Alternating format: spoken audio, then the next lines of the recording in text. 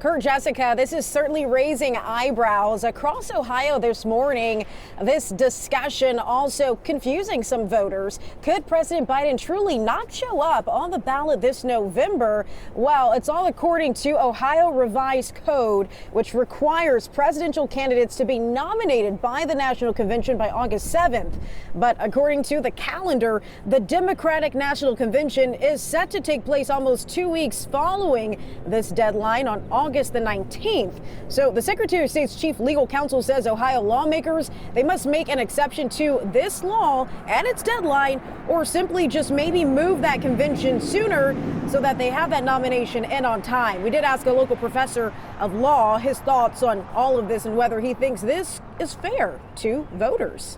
It's an interesting question as to what the legislature might do. It's overwhelmingly Republican, it's true. But would they really want to make a big issue of this? It seems like a relatively minor issue. Biden's going to lose anyway, likely in Ohio. So the question might be for people looking inside from the outside, they would say, why not just let him go ahead and run?